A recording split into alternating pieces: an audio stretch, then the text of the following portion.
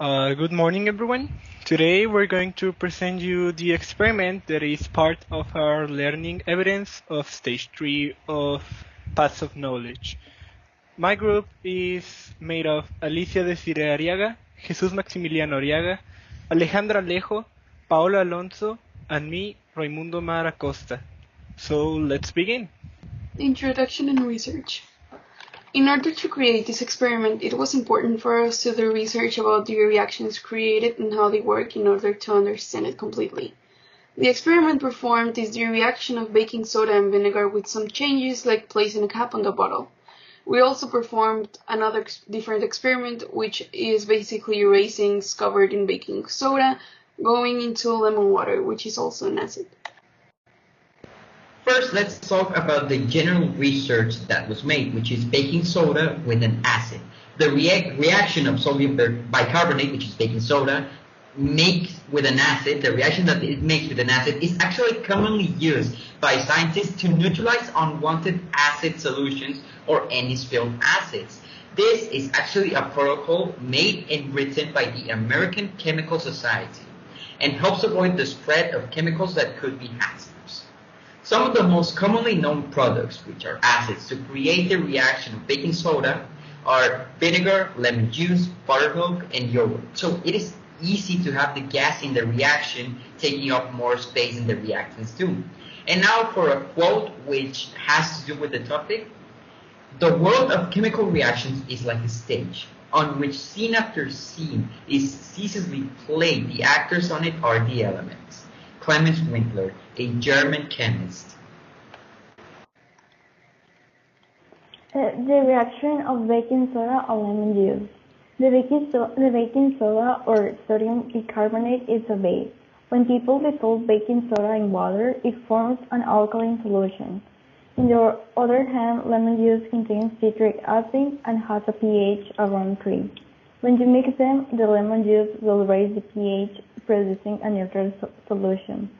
This chemical reaction produces carbon dioxide and sodium citrate.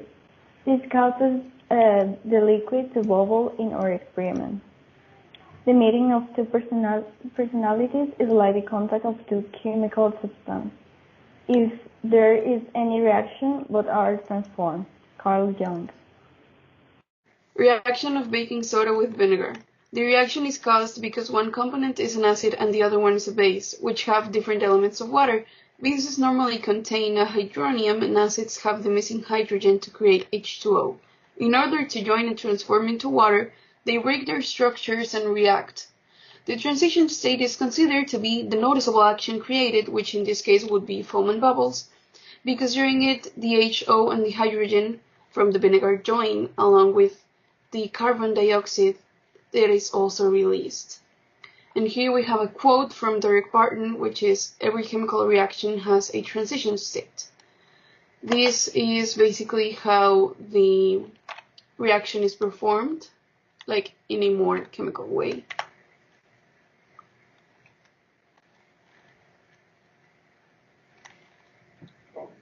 Our hypothesis is that if we add baking soda covered raisins into lemon juice, the reaction of both will most likely create gas of some sort, while if we add baking soda into a vinegar-sealed bottle, the pressure exerted by the chemical reaction will be enough to lift the seal. Then we have the reaction we expect to have between each of the components. We think that the hydrogen ions from the vinegar with the sodium and bicarbonate ions from the baking soda should react and create carbonic acid and sodium acetate. Then the reaction between lemon juice and baking soda. We think that the citric acid from the lemon juice with the bicarbonate and sodium from the baking soda should create carbon dioxide. Then we have our variables. There are different types of variables in every experiment. In this case, the independent variables on the first experiment, which is the one with the lemon juice, are of course the lemon juice and the baking soda. And on the second experiment, these independent variables are the vinegar amount and the baking soda amount. Then we also have the dependent variables. The dependent variables in both experiments will generally be the intensity at which the reaction between the two independent variables will be. So in the first one, the amount of bubbling that will happen is the dependent one, and in the second one, the amount of vinegar or liquid formed in this reaction with the baking soda and the vinegar spit out of the bottle, that will be the dependent variable on the second one. Finally, the control variables in the experiments, which will be the size of the container, the shape of the container, and the composition of the container. The materials are raisins, baking soda, lemons, a plate, vinegar, a transparent glass, a glass bottle, a cork or a rubber stopper, a rubber band, strips of paper, and food coloring. Step 1. First, we covered the raisins with the baking soda. 2. Then we put 3 parts of water into the container we had. We add the use of 2 or 3 lemons, and here some of us add food coloring to make the springs look better. 3. Into this step, we put the raisins covered with baking soda and in the container with lemon juice and water, and we made some notes of what happened. 4. We moved the experiment to a place with more space, and we put the strips of paper around the bottle with the help of the rubber band. 5. We put vinegar in the bottle until completing a surface. 6. We quickly put 2 teaspoons of baking soda and it immediately shaped the bottle. 7. We began to observe the reaction and made notes about the variables that we could observe. Here you will see some pictures that we took with each experiment that was made, and generally we can say that all of us got positive results. On the first experiment, bubbles began to emerge after the raisins were in the water, and on the second experiment, most of us got this sort of explosion of bubbles that made the cap like get loose. Here are my pictures. These are my pictures of the results. I got a very similar result to the rest of my teammates. These are the pictures of my result, and I also got really similar results. These are my pictures of the results, and they are similar to the one of my classmates.